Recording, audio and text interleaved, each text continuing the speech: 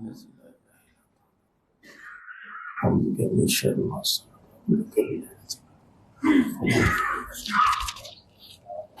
Assalamualaikum warahmatullahi wabarakatuh. Bismillahirrahmanirrahim. Innal hamdalillah nahmaduhu wa nasta'inuhu wa nastaghfiruh wa na'udzu billahi min shururi anfusina wa min sayyiati a'malina. Man yahdihillahu fala mudilla lahu wa man yudlil fala hadiya lahu. Ashhadu an la ilaha illallah wahdahu la syarika lah wa ashhadu anna Muhammadan abduhu wa rasuluh. Allahumma salli ala sayyidina Muhammad wa ala ali sayyidina Muhammad. Rabbi yasir wa la tu'assir, Rabbi tammim bil khair. Rabbi shrah li sadri wa yassir li amri wahlul 'uqdatam min lisani yafqahu qawli. Allahumma aftah alaina hikmataka wa anshur alaina min khazaini rahmatika ya arhamar rahimin. Wallahu alladhi la ilaha illa huwa alimul ghaibi wa syahada huwa ar-rahmanur rahim. Wallahu alladhi la ilaha illa huwa al-malikul quddus al-malikul quddus as-salamul mu'minul muhaiminul azizul jabbarul mutakabbir. Subhanallah amma yushrikun. Wallahul khaliqul bari'ul musawwir lahul asma'ul husna. Yusabbihu lahu ma fis samawati wal ardh wa huwal azizul hakim. Wala hawla wala quwwata illa billahil aliyyil azim. Wala manja minallah illa ilaih. Amma ba'du. Ayyuhal mu'minun ittaqullah. Usikum wa iyaya bittaqwallah faqad fazal muttaqun. Sina jemaah yang dimuliakan Allah Subhanahu wa taala, mudah-mudahan kita semua tergolong dalam golongan hamba-hambanya yang benar-benar bersyukur. Amin ya rabbal alamin. Alhamdulillah, syukur pada Allah Subhanahu wa taala pada malam yang penuh barakah ini yang akan menyambung pengajian kita dalam kajian kitab Syarah Hakikat Kehidupan. Alhamdulillah, syukur pada Allah, Allah berikan kita kekuatan untuk terus istiqamah. Untuk terus istiqamah di dalam kita mengimarahkan rumah Allah di akhir zaman. Suka saya ingatkan diri saya selalu ingatkan, yang mana kalau kita letakkan KPI orang Islam dan orang beriman utamanya, itu tidak lari daripada dirinya itu berpisah tiada dengan rumah Allah. Kita akan berpisah. Dan kita letakkan waktu, mungkin kita takkan dapat kalau nak 5 waktu mungkin. Namun kita akan berusaha untuk menjaga waktu permulaan hari bagi orang Islam, yakni waktu maghrib. Maghrib ni permulaan hari bagi orang Islam, dan malam ni kita akan nisbahkan kepada khususlah ibadahnya khusus, walaupun siang tu kita boleh niatkan untuk ibadah juga umum. Tapi menjelang malam patutnya kita dah masuk ke kubu pertahanan kita. Kubu kita, base camp ni. Kita kena mengolah sudut pandang, cara pandang. Kita di akhir zaman yang apatah lagi sekarang ni, isu di Palestin masih lagi bergejolak, masih belum selesai. Dan kita menghampiri dan sedang banyak tanda-tanda yang akan keluar. Dan ini yang mesti kita kena lihat adalah bagaimana kedudukan kita dengan rumah Allah. Kerana Masjidil Aqsa itu petanda iman. Ya. Jadi masjid ni mesti kita letakkan keutamaan. Dan melihat bukan kerana kita dah ada masa, tapi kita kena berusaha lapangkan masa. Ya abana Adam tafarruq li ibadati. Wahai anak Adam, Allah kata, hadir kursi, luangkan waktumu beribadah kepada.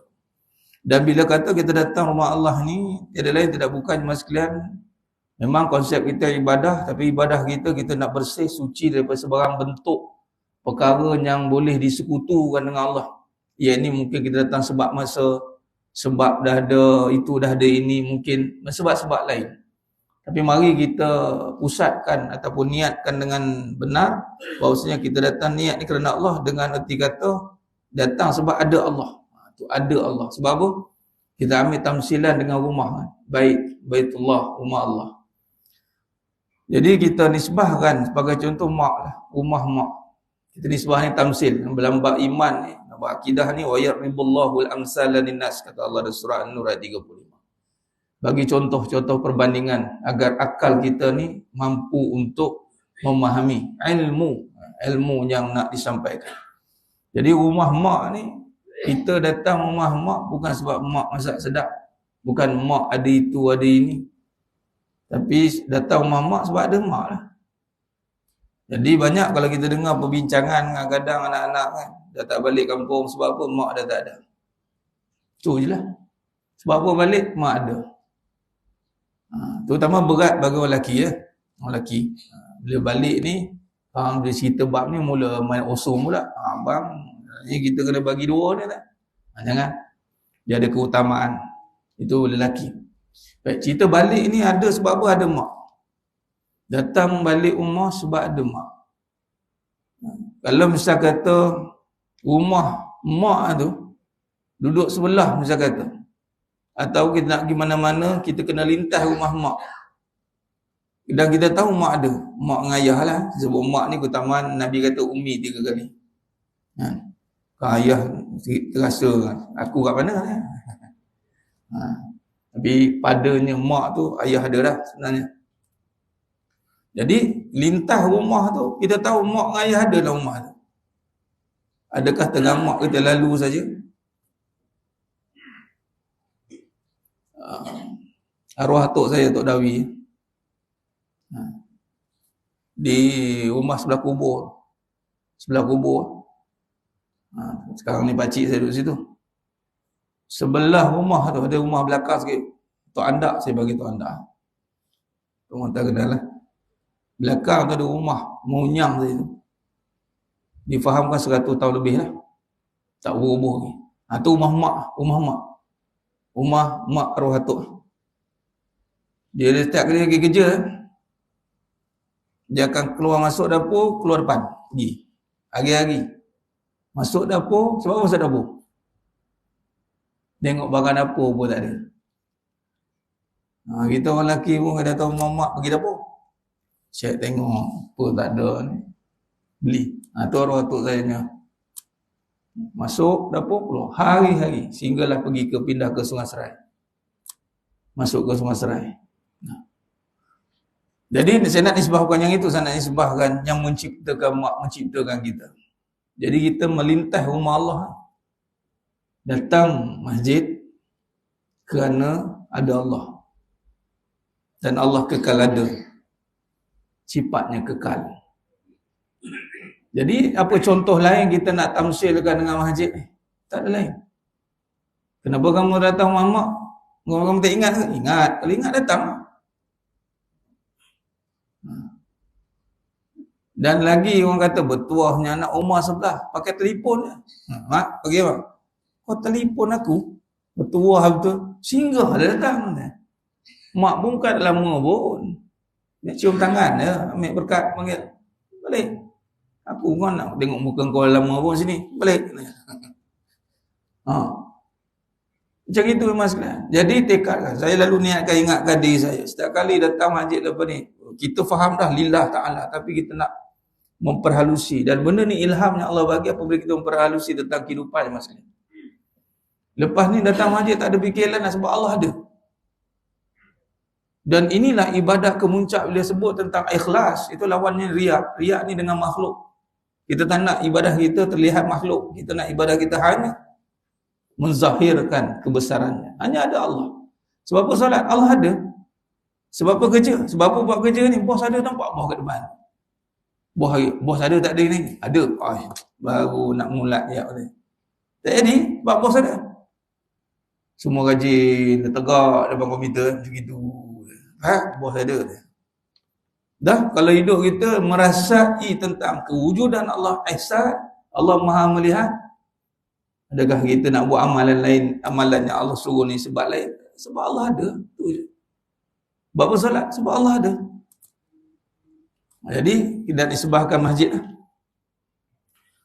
Jadikan kita azam lagi kuat, dan apatah lagi kita kalau dengan mak kita dah terhutang nyawa lah, melahirkan.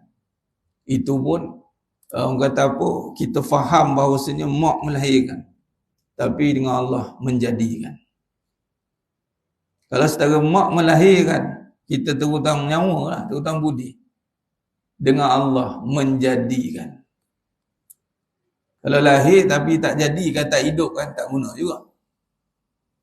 Lebih-lebih lagi kita kena rapat rumah Allah lah. Sebab tu 2 rumah aja yang disyariatkan di atas dunia ni, di muka bumi Allah ini.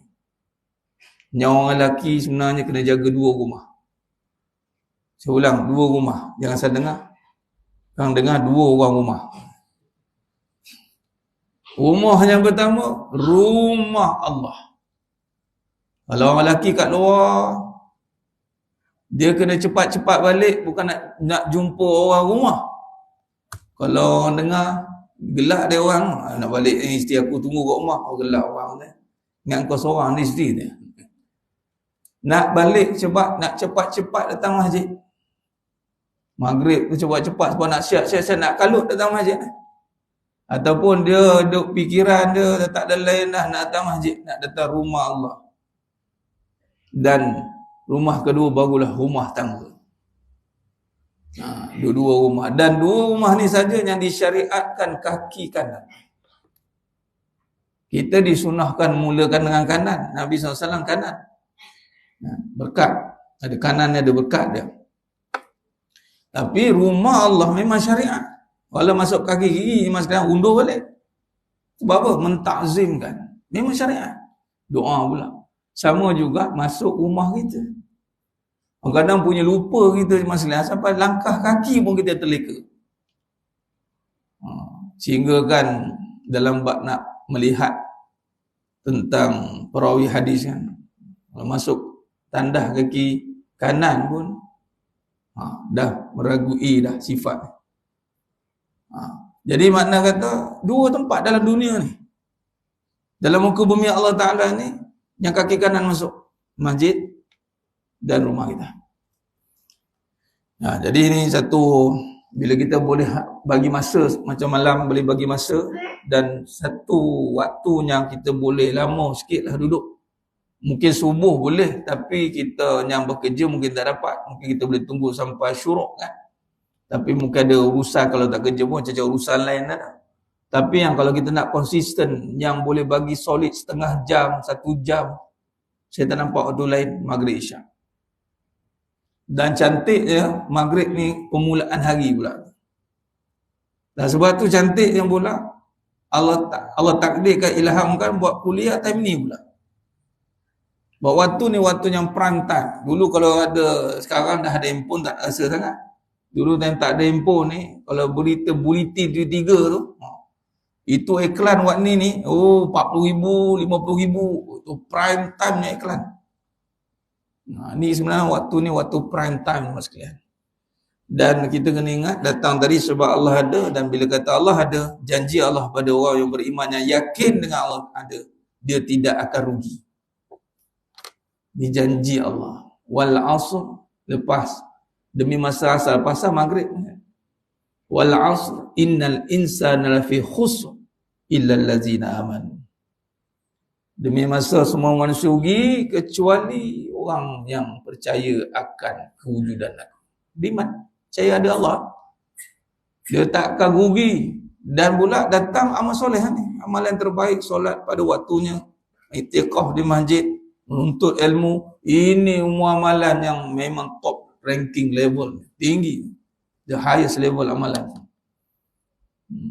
Jadi mudah-mudahan mas sekalian, apatah lagi kita berada di penghujung zaman ni, zaman yang memerlukan kepada kekuatan hati, kekuatan jiwa, bukan kekuatan harta. Harta akhir zaman ni orang tak heran lah. Orang tak heran ni masa apa, orang berata pun kena bagi, orang kata jabatan netizen bagi semacam, tak kira lah. Dah tak ada beza dah orang berata. Saya pula orang question, macam mana dia dapat? Ini mesti ada, dia cuci duit ke apa ni? Tak senang juga kita. Sama je. Itu nak declare ni, nak declare macam-macam. Akhir zaman lah fasa untuk kekuatan jiwa. Dan jiwa ni hanya dapat kekuatannya di rumah Allah. Lam yakhsha illallah. Ni ramai orang tak nampak sekalian. Orang cari jalan nak hilangkan ketakutan. Dan benda yang paling membuatkan kita hilang nikmat dalam kehidupan bila adanya ketakutan dalam hati. Dan takut itu bukan takut yang pasti. Takut-takut. Kalau takut yang pasti tak apa. Yang valid ketakutan tu apa dia? Takut kepada perkara yang pasti. Ni kadang takut kita ni takut-takut. Apa takut tak cukup rezeki? Takut-takut nanti karang, benda yang gaib yang tak nampak. Kalau pasti nampak tak apalah, memang takut betul. Takut syariat panggil, takut adat. Ini takut hakikat yang tersembunyi, yang ada duduk dalam hati, yang menyebabkan manusia di akhir zaman ni banyak penyakit hati yang keluar akhir zaman. Dan alhamdulillah berkat pengajian ni juga Mas sekalian, Allah takdirkan juga, insya-Allah doakan Mas sekalian, saya sempat untuk siapkan nanti tesis saya. Master dan PhD lah. Kajian khusus Mas sekalian dan majlis senat dah luluskan. Saya tulis tajuk tak tolak. Tajuk tu solid tak tolak. Biasa dia akan bagi cadangan, ubah tajuk, syarah pun akan ni. Supervisor ni saya bagi tajuk apa dia? Peranan akidah di dalam menangani tekanan hidup. Bersandarkan sifat wajib bagi Nabi SAW. Ni yang kita sedang mengaji ni. Kita akan angkat pada perbincangan ilmiah. Dan diterima rupanya perbahasan tentang hati ni, tentang penyakit-penyakit hati ni, perasaan tekanan ni, hanya mengambil pandangan daripada sudut Islam. Tapi bukan dikaji daripada Islam. Sebab tu teori psikologi, teori pengurusan perasaan ini, walaupun dia sebenarnya Islam lah, orang beriman lah yang pakar dalam mengurus hati patutnya. Sebab dia lebih mendalami tentang perkara lebih halus. Dia ni ketakutan. Takut ni Mas sekalian, dia bukan duduk kat fikiran semata-mata. Kadang-kadang kita boleh hilangkan ketakutan pada fikiran. Malah fikir, pergi jalan-jalan, pergi sana, pergi sini, cuti-cuti. Tapi mula duduk, dia zap datang. Apa berdebar ni tak? Dia cuba untuk alihkan pemikiran. Konsep psikologi, alihkan pemikiran kepada perkara-perkara yang boleh menyeronokkanlah fikiran ni. Nak seronok dia dah dapat lagi. Dia pergi berjalan sana, berjalan sini mungkin. Tapi ada satu lagi perkara yang dia belum selesai. Ketakutan yang berada di dalam hati. Dan takut ni bukan datang sendiri dan bukan boleh hilang sendiri. Dia didatangkan, yakni Allah yang jadikan. Dalam perbahasan kita masih membincangkan hakikat ujian dan masalah, yakni khauf wal ju'. Allah akan uji dengan perasaan takut. Allah bagi takut tu dengan perasaan hati kita tu, supaya kita cari kat mana penyelesaian takut. Takut dalam hati, bukan takut syar'i, takut adat. Takut adat ni kita tahu bila takut tuan-tuan ada rimau, tangkap dah rimau selesai lah. Tangkap gua musang kan, dah akan tangkap pun seko lagi tu. Seko dah akan tangkap dah. Lepas pada insiden tu, saya waktu insiden tu lah, saya balik. Mak tua saya belah apa dia, Salor sana, mak tua. Saya balik naik motor. Lalu waktu malam, dah sampai ke KL lah, tengok berita ada harimau pula. Nyanyi aku kata aku serempak kat gua musang tu. Harimau, nyanyi lah. Tu tak apa, takut nak hilangkan senang, tangkap kena takut, campak selesai. Dia takut dalam hati nak campak mana? Nak nyorok mana tuan? Ini bahasa mudah kita bincang. Kalau takut barang nampak, yang kita takut tangkap, campak, hilang. Kalau takut dalam hati, itu ujian. Dan surah Al-Baqarah ayat 155. وَلَنَبْلُوَنَّكُمْ بِشَيْءٍ مِنَ الْخَوْفِ.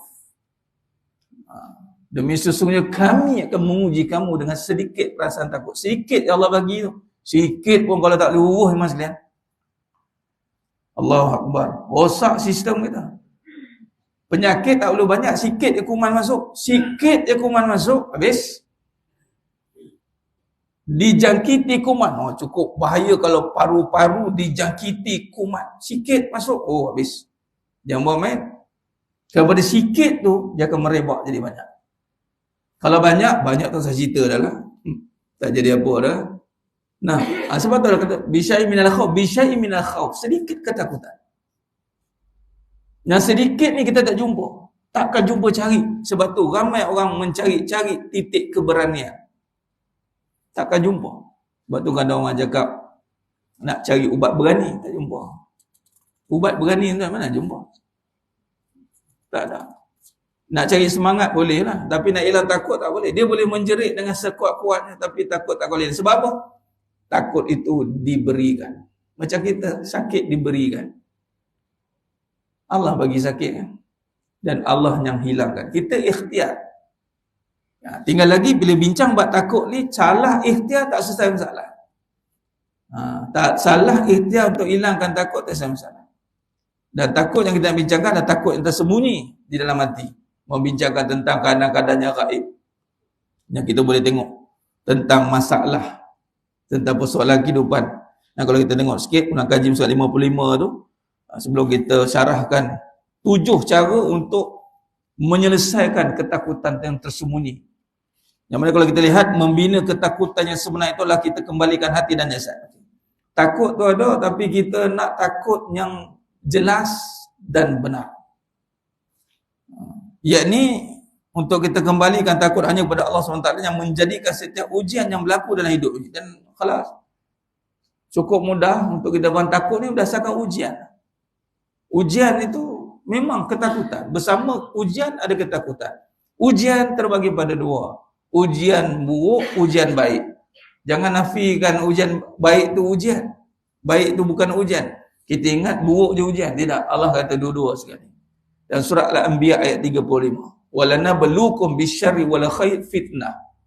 Yang tadi walanabluwannakum bisyai'in minal khawf wal ju' wa naqsin minal amwali wal anfusi was samarat wa basyiris sabirin. Itu 155. Surah Al-Anbiya ayat 35. Walanabluukum bisyarri wal khair. Kami menguji kamu dengan keburukan dan kebaikan. Dua-dua ni ada takut. Kebaikan, dapat harta banyak. Takut juga.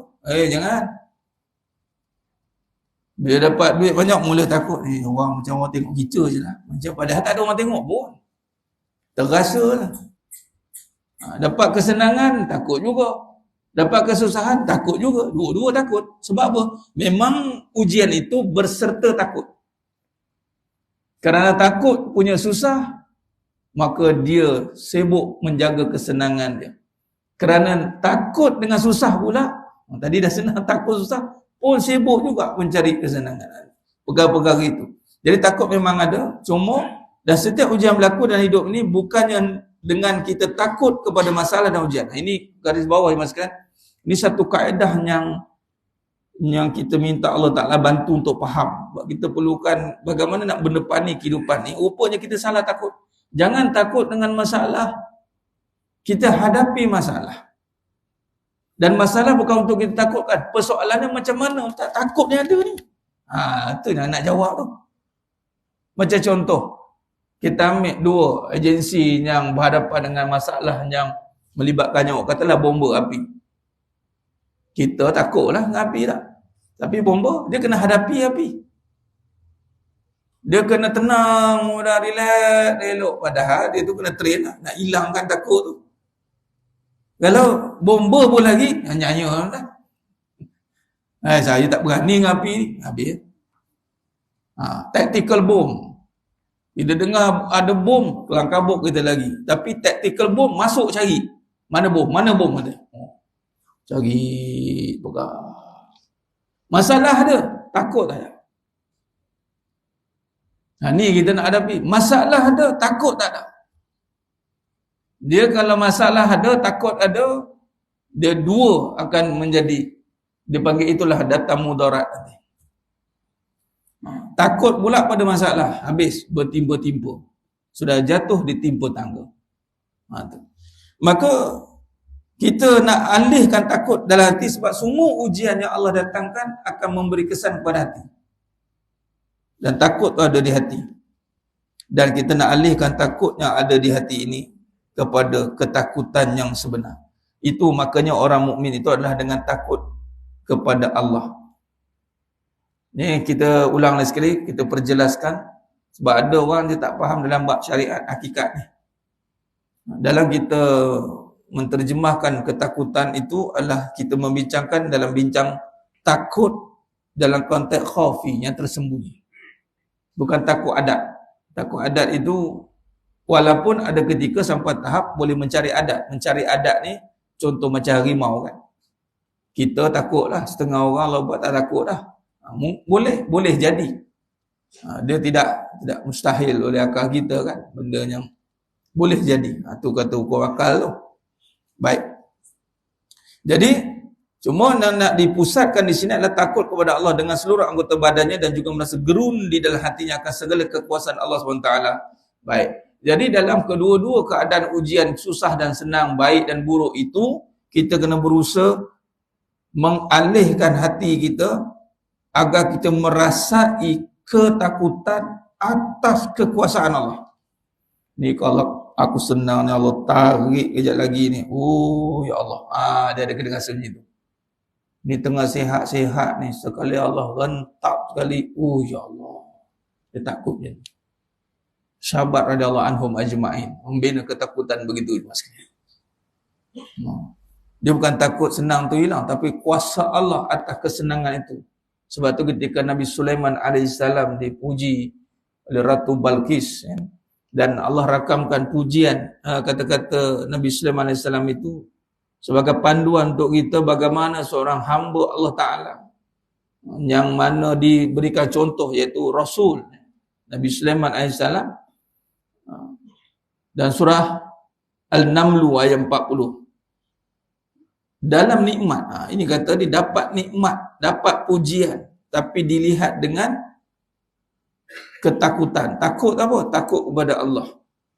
Sebab itu disebut haza min fadli rabbi. Tengok. Ini kita boleh praktiskan masa sebab ini spesifik untuk dapat nikmat dalam bentuk rupa benda lah, benda ke hal dunia.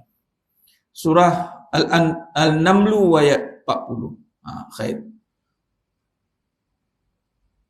Haza min fadli rabbi. Ketika Allah bagi Nabi Sulaiman alaihissalam tentang kerajaannya, setelah Nabi Sulaiman melihat singgasana itu letak di sisinya, singgasana. Ya ini ketika disuruh angkat Ratu Balqis, yang singgasana itu sekelip mata Barkhia yang mula-mula offer jin Ifrit, tapi 8 jam logistik lambat. Barkhia ni penasihat Nabi Sulaiman alaihissalam, seorang waliullah, seorang orang yang alim, pindah istana Ratu Balqis dalam sekelip mata. Setelah Nabi Sulaiman melihat singgasana itu terletak di sisinya, berkatalah ia, ini ialah dari limpah kurnia Tuhanku, haza min fadli rabbi. Bukan kerana aku ada tentera hebat, kerana aku ada ni walaupun syariat ni nampak berdiri, tapi automatik ketika Allah datangkan kereta depan kita, Allah datangkan. Berapa ramai orang nak pakai kereta tak dapat pakai. Allah datangkan rumah, Allah datangkan isteri, Allah datangkan. Adakah kita boleh sebut haza min fadli rabbi, ini ialah dari limpah kurnia Tuhanku? Tengok apa dijawab. Untuk apa? Untuk apa dapat nikmat ni? Di sini ada orang kongsi doa Nabi Sulaiman alaihissalam, surah As-Sad ayat 35. Tuan boleh amalkan. Ada orang kongsi buat konten dekat apa medsos, kat TikTok, FB. Orang perempuan pula tu nak tak satu doanya Allah akan bagikan kekayaan. Belakang kata Mustang tuan, duduk senyanda kata Mustang. Doa Nabi Sulaiman alaihissalam, Rabbi gfirli wa habli mulkan la yanbaghi li ahadin min ba'di innaka antal wahhab. Tentang doa. Dalam konten dia kata, Allah akan bagi kaya raya. Tunjuk kita Mustang belakang lah. Tapi dia tak tahu spek KPI ataupun cara jawab dan cara tengok nikmat tu macam mana. Bukan seronok tengok. Kalau dikaitkan surah An-Naml ayat 40 ni jemaah sekalian, ketika Allah datangkan nikmat itu, dia beluni, yakni untuk menguji aku.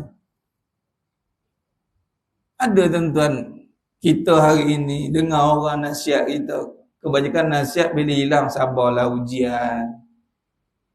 Kalau dapat ada, tahniah lah, tapi ujian untuk kamu ya, ada? Tak ada. Guru saya, Tuan Guru Dr. Nik Muhammad Syukri Nik Wan, dapat naik ketua jabatan Usuluddin di USAS Sultan Alan Shah. Dekat poster dia tu, dia tulis apa? Tahniah dan takziah. Tahniah dan takziah. Oh, naik pangkat ada takziah sebenarnya, Muhammad. Takziah. Tahniah satu, takziah satu. Untuk melihat ashkuru am akfur, adakah aku bersyukur atau kufur. Bila sebut ujian, dia benda yang takut sebenarnya, bukan benda yang seronok. Sebab tu pelik apabila orang menggambarkan kesenangan itu keseronokan semata-mata, walau itu ujian. Dan kalau rujuk dalam surah Toha 131, rujuk Toha 131, rujuk tafsir Ibn Katsir, buka. Dan rujuk surah Al-Hijr ayat 87-88. Al-Imam Ibn Katsir mentafsirkan ayat surah Toha 131 dan surah Al-Hijr ayat 87-88, memberitahu bahawa kesenangan dunia ini kebanyakannya gagal hadapi. Allah kata gagal hadapi. Dalam kita susah nak sabar, susah lagi nak syukur. Dalam susah nak sabar tu, bukan senang nak sabar. Ya, tak kata senang nak sabar, tapi kita lupa lebih susah nak syukur. Sebab apa? Takut tadi. Kita lebih takut tak ada. Sedangkan kalau ada pun takut juga. Itu kaedah dia. Jadi kita nak letakkan takut ni pada kekuasaan Allah Ta'ala. Sebagaimana dikatakan oleh Al-Faqih Abu Laik Samarqandi rahmatullahi alaih, bahawa tanda ketakutan kita pada Allah itu dapat dilihat pada 7 perkara. Macam mana nak alihkan ketakutan kita itu hanya sebenarnya pada Allah. Sebagaimana kata beliau, yang pertama, dia akan menjaga lidahnya. Ia mencegah dari berkata dusta. Dusta ni satu bab yang perlu ditekankan. Dusta ya, kita faham bab tipu, berdusta, iza hadasa kazaba. Tapi yang kita nak tekankan dalam kehidupan ni, dalam bab kita nikmat, nak kaitkan tadi, macam mana boleh pakai kereta ni, macam mana boleh dapat rumah ni, macam mana boleh ni. Apa nak jawab? Nak kata yang benar atau berdusta? Jawab dulu yang benar. Yang benarnya Allah bagi. Habis tu kalau cakap saya kerja cari, dia tanya macam mana dapat? Dapat memang Allah bagi. Sebab kalau bekerja usaha, belum tentu dapat. Ramai orang buat satu kontrak, cara nak mendapatkan satu perkara itu, dia buatlah program macam-macam kan. Adakah dia akan dapat hasil yang sama seperti yang tukang cakap? Takkan yang masalah. Berjaya mungkinlah, tapi dalam konteks dia nak dapat sama sebiji macam dia dapat. Takkan. Teringin nak pakai, macam mana boleh pakai kereta Ferrari, macam mana dapat? Kau nak pakai? Nak pakai? Ikut cara aku. Tak boleh. Tak boleh maksudnya. Jadi dia boleh pakai tu memang kepada satu sudut usaha dia untuk bekerja mencari perkara itu, tapi macam mana dapat? Kena jawab Allah bagi. Berat nak jawab Allah bagi kan? Sebab malu. Sebab apa? Pertama malulah. Aku yang usaha. Dia tak rasa. Sebenarnya kalau kita boleh buat dunia ini rasa Allah bagi, insya-Allah manusia tidak akan melakukan kemungkaran. Tapi sebab dia rasa dapat dengan usahanya sendiri, dia tahu Allah bagi, tapi dia lebih nampak dirinya yang berusaha untuk mendapatkan. Baik, dia akan mencegah dari berkata dusta. Kalau takut ni daripada Allah ni, ilmu lidah ada, iza hadasa kazaba, dia takkan cakap yang berdusta. Dan kalau tengok pada hadis Nabi SAW, yakni Nabi beritahu apa? Barang siapa yang beriman pada Allah dan hari akhirat, falyakul khairan aw liyasmut. Dia cakap sama ada yang dia hadapi itu perkara yang baik, maka dia akan cakap yang benar. Sama ada yang berlaku dari diri itu perkara yang buruk, dia akan cakap perkara yang benar.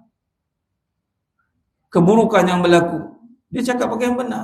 Yang bila benar ni akan balik pada iman. Lidah, lisan kita ni, kita fokuskan perbincangan dalam bab ujian kehidupan. Kita masih bincangkan tajuk ujian kan? Okey, baik. Dia kena faham sebab pengguna lidah ni macam-macam. Kita membincangkan bab ujian. Bila ujian, dia melibat berkaitan dengan iman. Jadi bila kita takut dengan Allah, okey, katalah ujian keburukan datang, kita takkan kata dusta lah, kita takkanlah kata benda yang kita tak pasti. Terutamanya bagi yang kena penyakit-penyakit mistik, yang misteri. Yang kadang benda tu tak pasti, dia akan cakap macam ni. Ini sebab benda-benda ni lah ni. Ni jinnya hal lah ni. Tak pasal-pasal jin masuk campur kan. Walaupun memang dia katakan jin, tapi tak tahu jin yang mana satu. Sebab tu bagi perawat yang peruqyah yang betul-betul faham, dia takkan buka pintu fitnah tu. Wallahualam. Apa yang jadi, kita tak tahu. Sedangkan di alam kita yang nyata pun, kita kena buat investigation, kena panggil orang tu, kena panggil orang ni, kena buat soal sidik, tiba-tiba kita mahir dalam bab alam gaib. Dalam kita nak kena pasti penyakit zahir pun jenuh nak buat analisis, ambil sampel darah. Kalau penyakit yang gaib, ambil sampel apa? Ni mesti orang tak suka. Ni semua ni kita menjangka. Kita tahu. Kalau penyakit. Jadi tak perlu kaitkan dengan orang dengki ke, siapa dengki ke. Walaupun berlaku ada dengar ke dengar, tapi tak pasti. Kita jawab yang benar. Ujian untuk saya. Dah. Inna lillahi wa inna ilaihi raji'un. Allah yang datangkan penyakit daripada saya untuk menguji. Macam mana?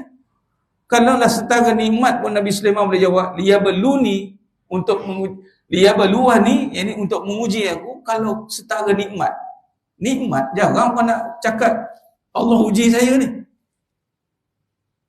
Biasanya orang nampak Allah rahmati saya, terus rahmati terus.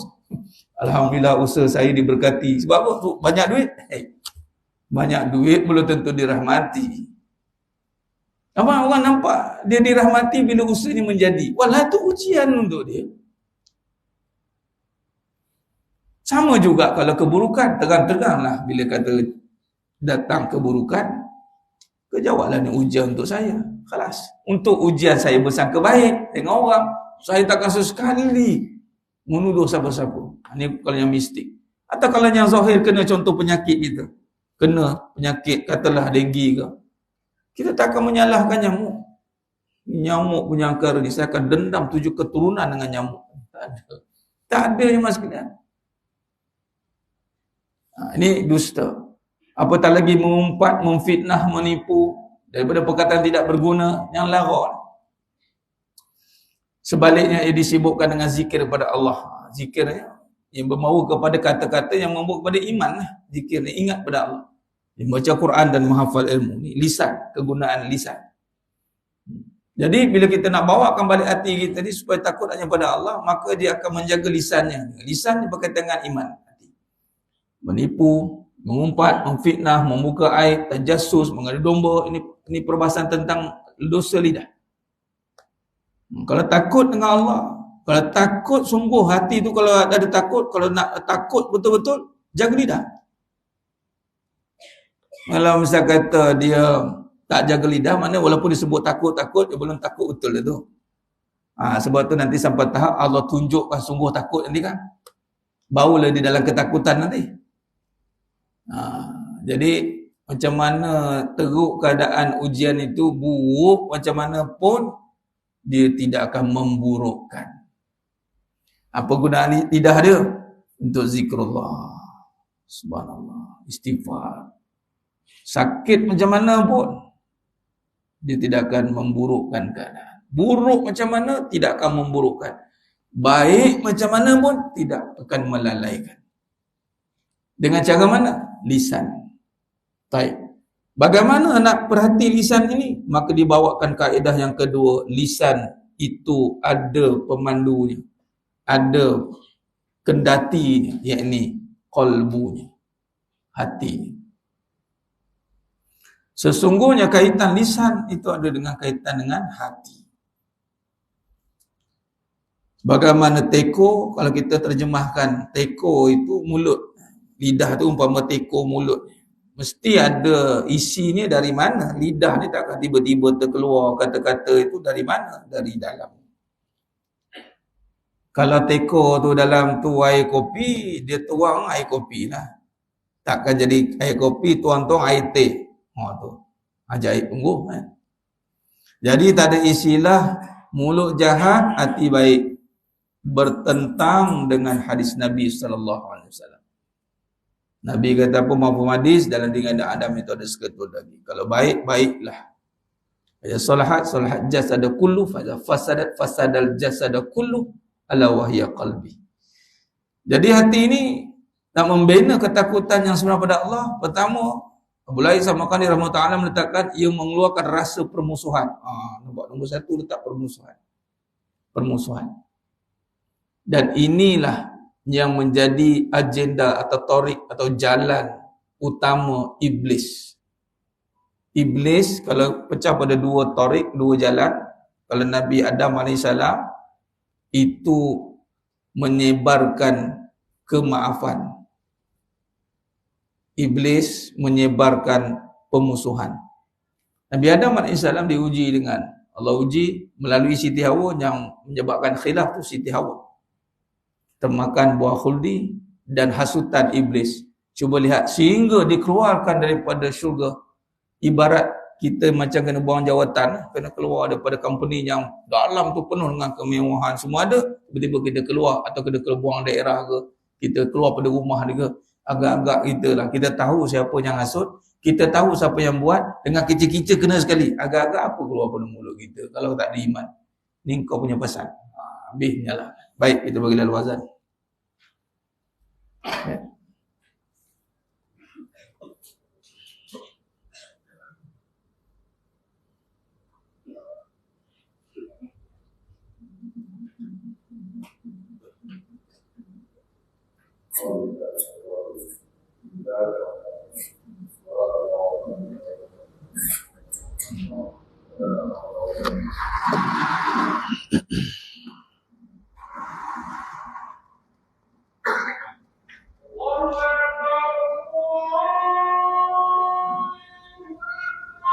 Allah.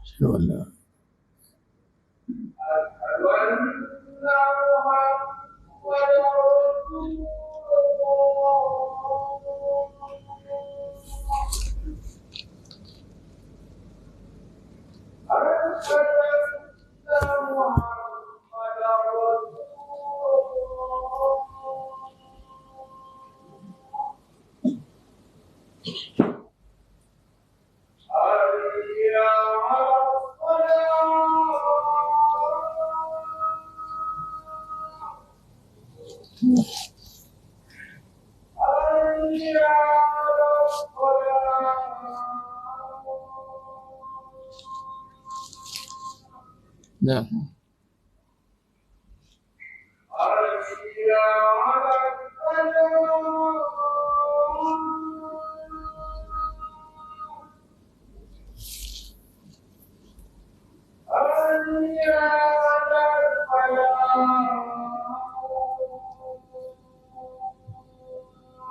La haula.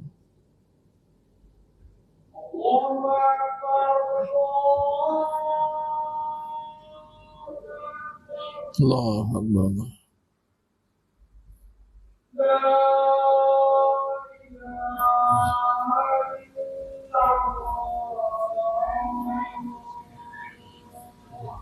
La ilaha illallah. Allahumma rabb hadhihi da'wati wassalatu ala sayyidina Muhammad wa ba'athna maqaman mahmud innaka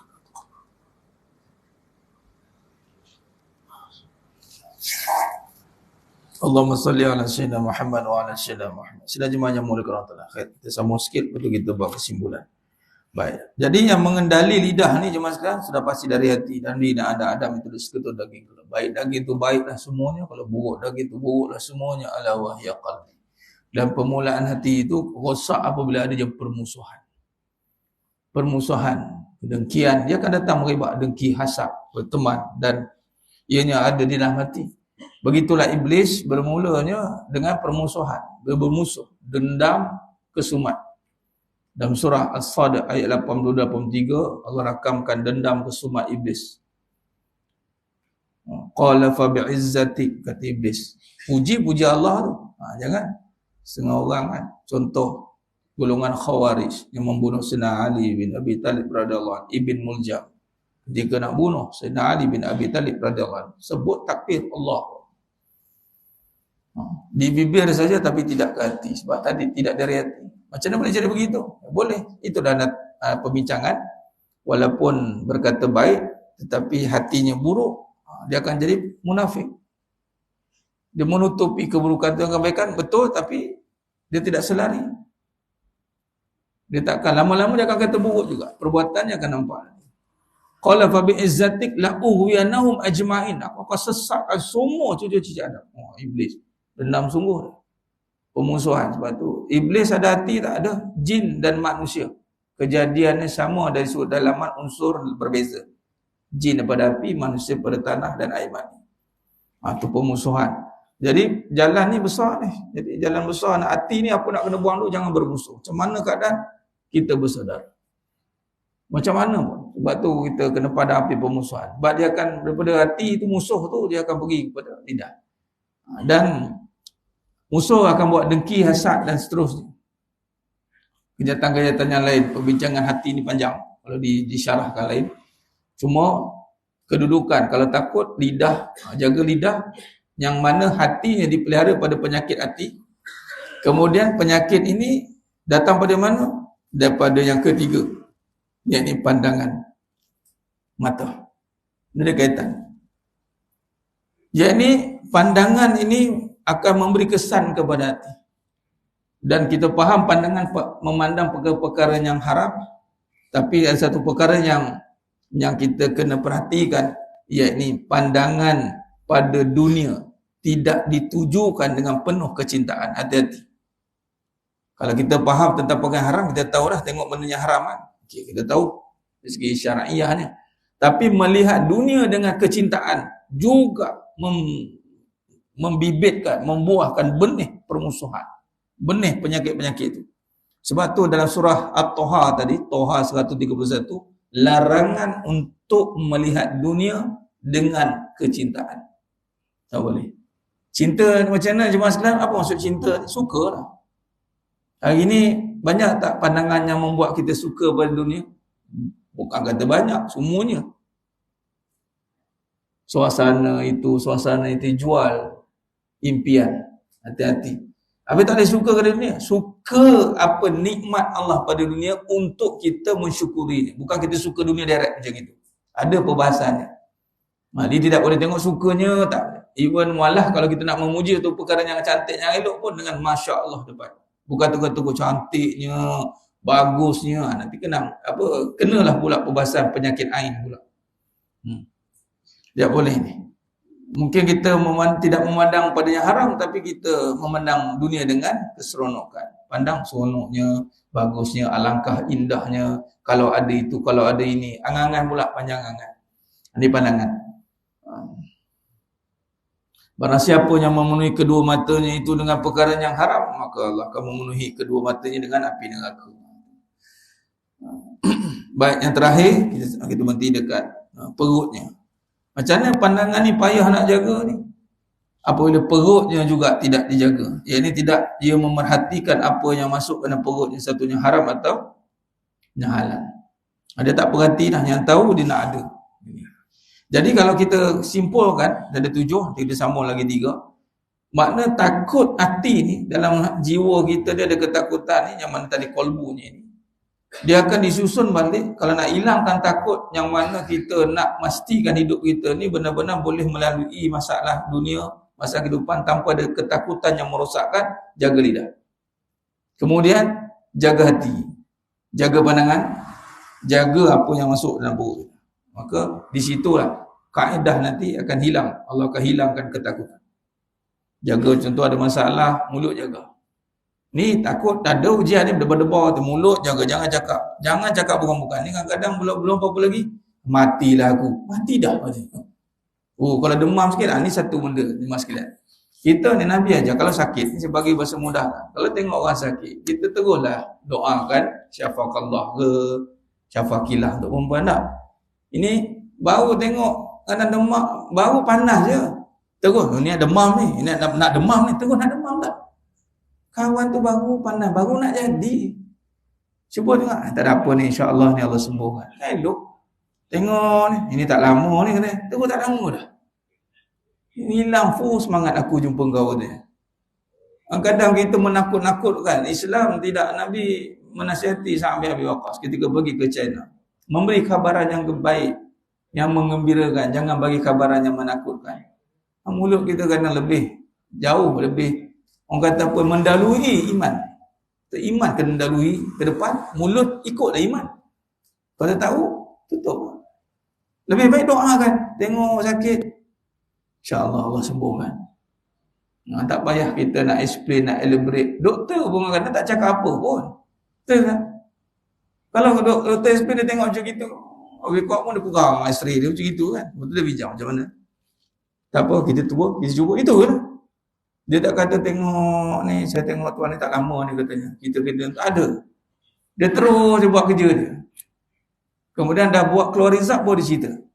Itu pun sabar je. Kita ni ada ni, kita cuba ikhtiar. Dia akan bagi juga solutionnya. Dia tak ada lah pergi menakut-nakutkan. Saya pernah kes penutup berhadapan dengan kanser stage 4. Seorang hamba Allah ni, dia call saya datang. Start tak tolong datang boleh. Dia kena kawan-kawan lah. Kenapa tu? Tak tolong start. Ni doktor kata dekat Beacon Hospital. Ingat gini, kejadian ni 5 tahun lepas. Doktor kata anak saya ni dah 3 hari lagi. 3 hari lagi meninggal lagi. Tolong start datang. Datang saya pergi kat Beacon Hospital PJ. Itu pakar kanser. Saya jaga. Doktor jalankan tugas doktor. Kitab doktor kata 3 hari. Betul lah tu kalau ikut CJ ni dengan kandungan 3 hari jalan. Betul lah. Benda tu dah lama setahun situ. Tapi tu kita ada kitab Lauhil Mahfuz. Kita tak tahu apa yang tertulis untuk anak kita. Jadi buat yang terbaik. Doa yang terbaik. Maka Allah bagilah setahun dia hidup. Tapi waktu itu saya pergi tu mata belah kiri dah tak ada lah. Dia kena kanser sinus. Dia punya skala sakit 24 jam sakit. Allah. Dia budak perempuan. Umur 14 tahun. Dia kesukaan seluruh keluarga dia. Jadi berduka cita lah semua. Kalau Allah tarik 3 hari tu macam kejutan besar anak sulung. Tapi Allah bagi tempoh setahun. Jadi walaupun sakitnya masih macam itu, tapi masing-masing telah menerima. Bersedia untuk pemergian dia. Ketika di Damansara ke bumi saya pergi, saya tengok dengan mata kepala saya. Jelas orang sakit, remaja lagi dosa tak ada. Ni, awan ni, iring dia. Gelap, mendung. Yang lain semua panas. Iring jenazah. Oh, ni mausul khatimah lah. Tapi itu tadi. Bila kita didengar, saya pun didengarkan 3 hari. Kita nak cakap. Jadi kerukung kita kena cakap dengan iman. Lisan kita cakap. InsyaAllah tu. Di kitab Lauhil Mahfuz kita tak tahu apa yang tertulis. Jadi caranya bersangka baik dengan Allah. Doa yang terbaik, minta yang terbaik. Walaupun lah dengar tu dah buruk dah, 3 hari lagi nak mati. Macam mana? Memang dia peluk satu menangis tu. Badan sadu kan, nangis juga. Macam mana? Dia dah nangis. Sabar je. Lepas tu Allah tunjuk setahun lah pergi tengok. Sakit lah dia, kita memang tak sanggup tengok. Tapi akhirnya masing-masing lega. Bersedia dan bila pergi tu masing-masing redha. Tu rupanya hikmah. Bukannya kadang kita expect sakit tu sembuh. Tidak. Kadang-kadang Allah pergi kot lain pula. Wallahualam sekalian, itu saja pembahasan kita pada malam ni. Kita akan sambung pada Perjumpaan akan datang muka surat 57 ni, insya-Allah kita jumpa tahun hadapan. Lama lagi tahun hadapan. Mudah-mudahan Allah panjangkan umur saya, tuan-tuan. Untuk hadir, insya-Allah doakan semua jemaah sekalian Allah rahmati kita. Mohon maaf daripada saya kekurangan, kata-kata terkurang bicara dalam penyampaian. Hanya Allah Taala sajalah yang mampu menyempurnakan perbahasan kita pada malam yang penuh barakah. Aku qouli hadza wa astaghfirullahalazim li wa lakum wa billahi taufiq wal hidayah. Assalamualaikum warahmatullahi wabarakatuh. Kita tangguh dengan tasbih kafarah dan surat al-Asr. Subhanakallahumma wa bihamdika asyhadu an la ilaha illa anta astaghfiruka. Bismillahirrahmanirrahim. Wal 'asr. Innal insana fi khusr illa alladhina amanu wa amilus solihat wa tawassaw bil haqq wa tawassaw bis sabr. Wallahu a'lam bisawab. Takbir. Allahu akbar.